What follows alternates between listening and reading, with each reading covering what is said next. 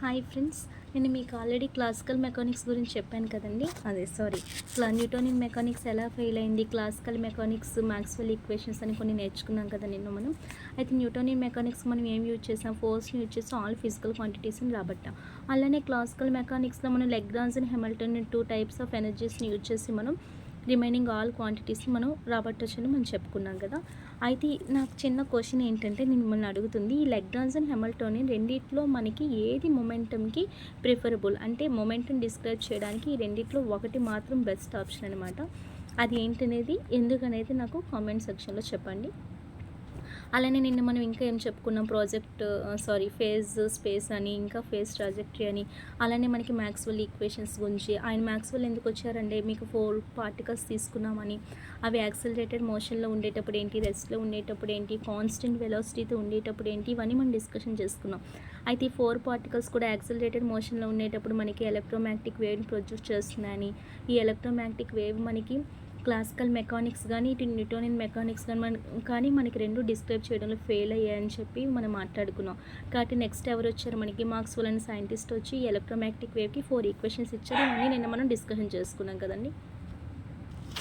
So ఇప్పుడు ఏంటంటే, మనం క్వాంటమ్ మెకానిక్స్లోనికి వెళ్ళే ముందు, దానికన్నా ముందు మీకు బిగ్ బ్యాంగ్ థియరీ గురించి తెలియాలి. దానికన్నా ముందు మనకి మన యూనివర్స్ ఎలా క్రియేట్ అయింది, ఇవన్నీ మనం ఒకసారి తెలుసుకుందామండి. అయితే మనకి బిగ్ బ్యాంగ్ థియరీ తెలుసు కదండి. క్వాంటమ్ మెకానిక్స్ కన్నా ముందు మీకు బ్లాక్ బాడీ రేడియేషన్ గురించి తెలియాలి. అది తెలియడం కన్నా ముందు మనకి మ్యాటర్ అంటే యూనివర్స్ ఎలా క్రియేట్ అయింది, ఎలా ఎక్స్ప్లోజన్, ఇవన్నీ ఒకసారి మాట్లాడుకుందాం. ఈ బిగ్ బ్యాంగ్ థియరీని మనకి ఏం చెప్తుందండి, మనకి ఎక్స్ప్లోజన్ జరిగి మనకి యూనివర్స్ అనేది క్రియేట్ అయిందనే కదా చెప్తుంది. అయితే ఈ బిగ్ బ్యాంగ్ థియరీ వీటికి సంబంధించి, అంటే ఎక్స్ప్లోజన్కి సంబంధించి మనకి డిఫరెంట్ థియరీస్ ఉన్నాయి.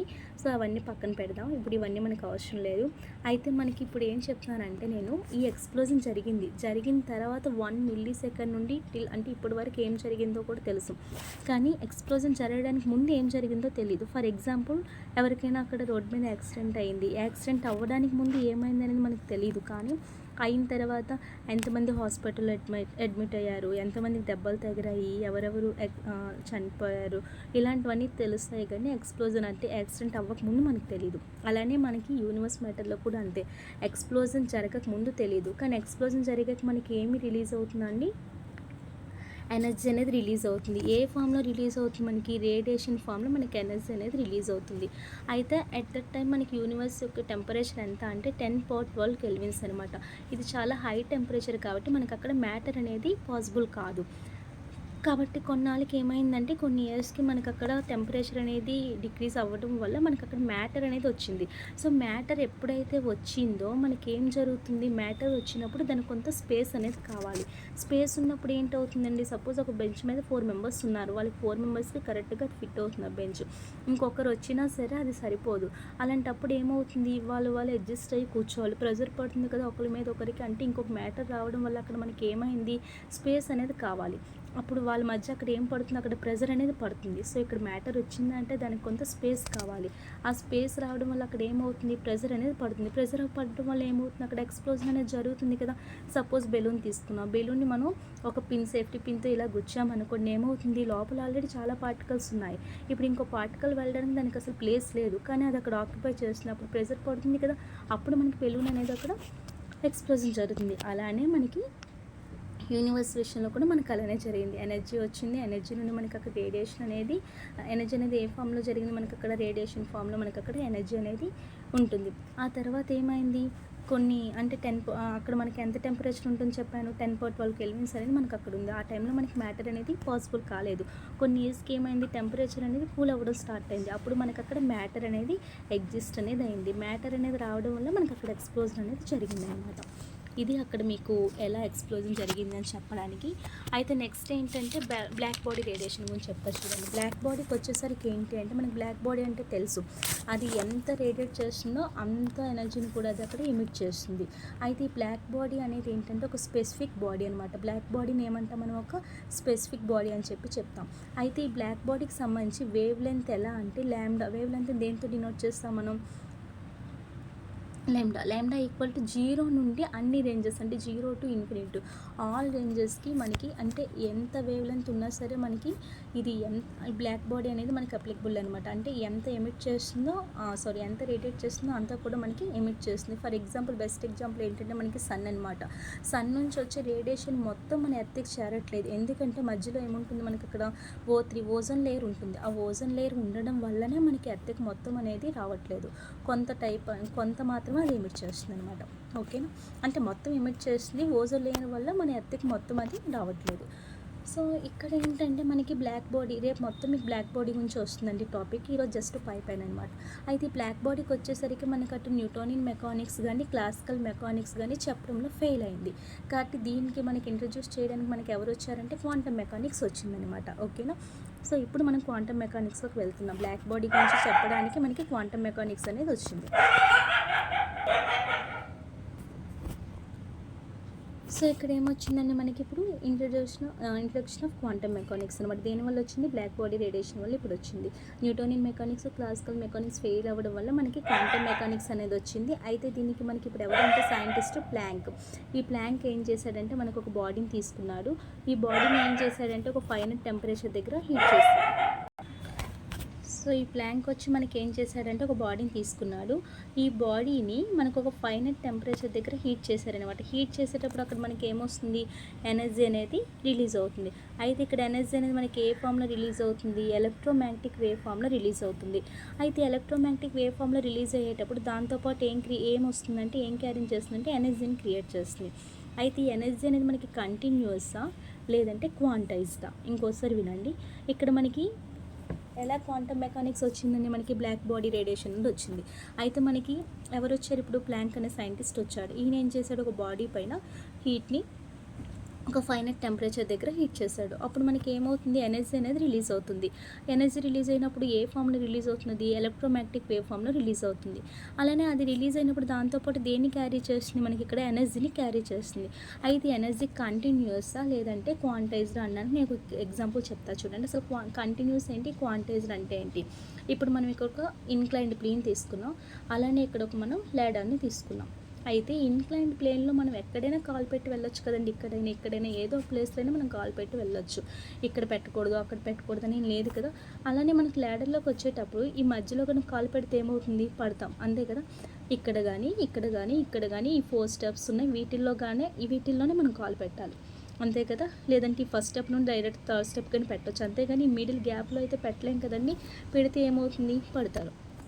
కాబట్టి ఇక్కడ ఏంటివి? కొన్ని పర్టికులర్ వాల్యూస్కి మాత్రమే మనకి అది పాసిబుల్ అవుతుంది. అలా పర్టికులర్ వాల్యూస్కి మాత్రమే పాసిబుల్ అయితే దాన్ని మనం ఏమంటామంటే క్వాంటైజ్డ్ అంటాం.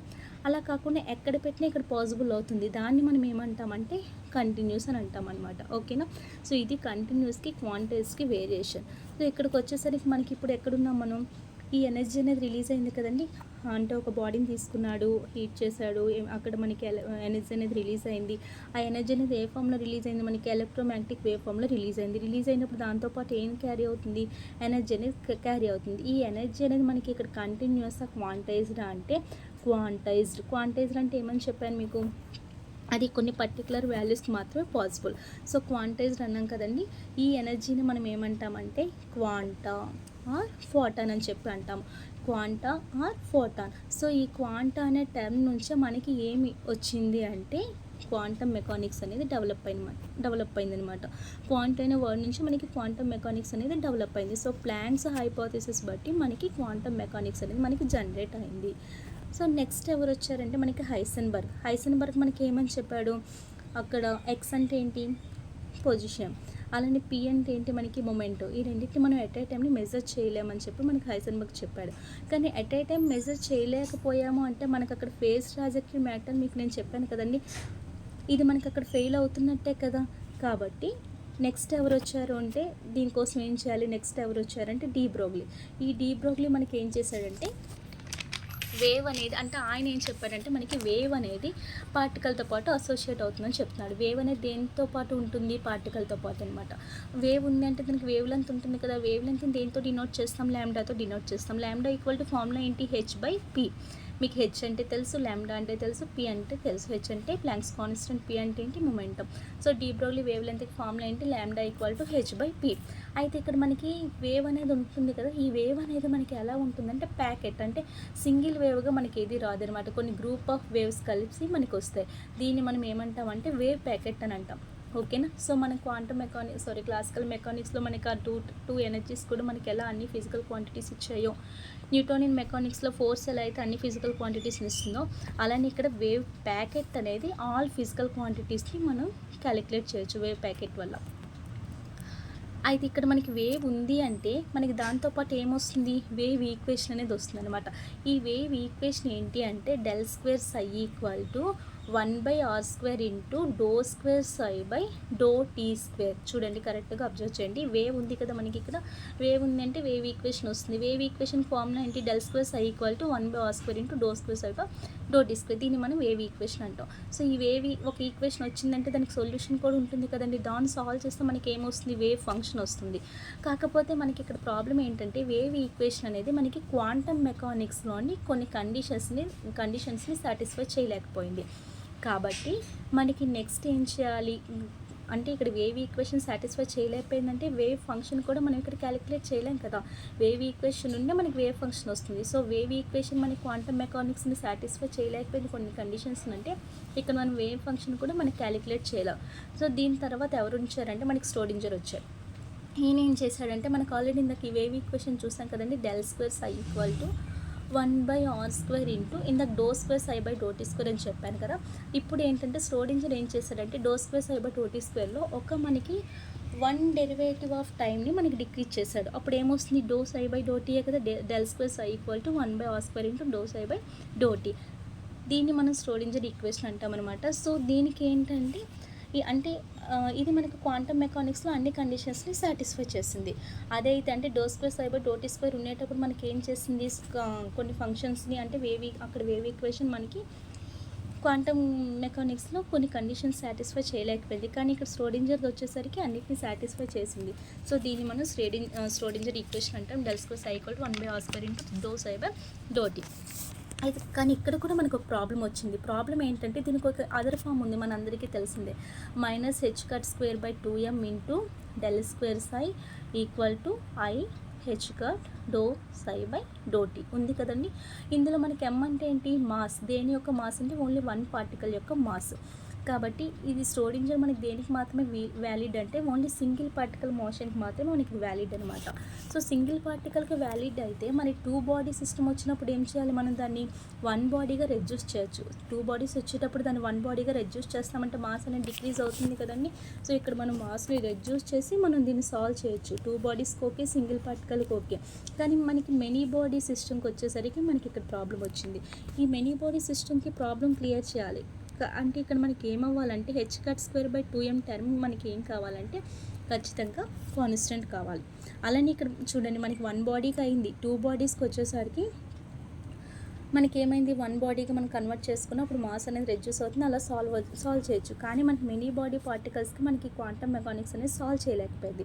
సో ఇప్పుడు మనకి ఏం చేయాలంటే ఇది ఇక్కడ మనకి ప్రాబ్లం. మనం ఇప్పుడు ఏం చేయాలంటే h²/2m అనే టర్మ్ని మనం కాన్స్టెంట్ చేయాలి. కానీ మనకి ఏంటంటే మనకి 2 టైప్స్ ఆఫ్ మోషన్స్ ఉన్నాయి, relativistic motion, non relativistic motion. Relativistic మోషన్లోకి వచ్చేసరికి మనకి మాస్ అనేది కాన్స్టెంట్ కాదనమాట. సో అక్కడ మనకి మాస్ అనేది చేంజ్ అవుతుంది. కాబట్టి ష్రోడింజర్ ఈక్వేషన్ అనేది మనకి దేనికి వ్యాలిడ్ కాదు అంటే రిలేటివిస్టిక్ మోషన్లో మనకి మాస్ అనేది కాన్స్టెంట్ కాదు, చేంజ్ అవుతుండే. దగ్గర h²/2m మనకి ఏమవ్వాలి, మనకి ఇక్కడ h²/2m ఏమవ్వాలని చెప్పానండి, కాన్స్టెంట్ కావాలి. కానీ మనకి ఇక్కడ ఏమవుతుంది, రిలేటివిస్టిక్ మోషన్లో మనకి మాస్ అనేది కాన్స్టెంట్ కాదు కాబట్టి చేంజ్ అవుతుంది. కాబట్టి ష్రోడింజర్ ఈక్వేషన్ మనకి దేనికి వ్యాలిడ్ కాదు అంటే రిలేటివిస్టిక్ మోషన్కి వ్యాలిడ్ కాదు. దేనికి మాత్రమే అప్లికబుల్ అంటే నాన్ రిలేటివిస్టిక్ మోషన్కి అప్లికబుల్. అయితే మనకి రిలేటివిస్టిక్ మోషన్లో కూడా మనకి ఇంకా 2 ఈక్వేషన్స్ ఉంటాయి. అవంతా మనం అడ్వాన్స్డ్ క్వాంటమ్ మెకానిక్స్లో నేర్చుకుంటాం. సో ఇప్పుడు మీకు ఫైనల్గా ఏంటంటే మనం చదవాల్సింది QM అదే క్వాంటమ్ మెకానిక్స్, దాని నుండి అడ్వాన్స్డ్ క్వాంటమ్ మెకానిక్స్, ఈ రెండు చదువుతాం. కానీ ఓవరాల్గా ఫిజిక్స్ ఇక్కడ ఏంటంటే అడ్వాన్స్డ్ క్వాంటమ్ మెకానిక్స్ నుంచి మనకి క్వాంటమ్ ఫీల్డ్ థియరీ వస్తుంది. క్వాంటమ్ ఫీల్డ్ థియరీలో మళ్ళీ క్లాసికల్ ఫీల్డ్ థియరీ, మళ్ళీ క్వాంటమ్ ఫీల్డ్ థియరీ, మళ్ళీ క్వాంటమ్ ఫీల్డ్ థియరీలో మళ్ళీ క్యూఈడి అంటే క్వాంటమ్ ఎలక్ట్రోడైనమిక్స్, మళ్ళీ క్వాంటమ్ ఎలక్ట్రోడైనమిక్స్లో మళ్ళీ క్యూసీడీ క్వాంటమ్ క్రోమోడైనమిక్స్, మళ్ళీ క్యూసీడీ నుండి మళ్ళీ స్ట్రింగ్ థియరీ నుండి సూపర్ స్ట్రింగ్ థియరీ. ఇదనమాట ఓవరాల్గా మనకి ఫిజిక్స్. కానీ మనకి ఇవన్నీ అవసరం లేదు. మనం క్యూఎం ఏక్యూఎం ఈ రెండు నేర్చుకుంటే చాలు. ఇదన్నీ మనకి టోటల్గా జస్ట్ ఇంట్రడక్షన్. సో రేపు మీకు బ్లాక్ బాడీ రేడియేషన్తో మీ ముందుకు వస్తాను. ఓకేనా? Bye bye. Thank you.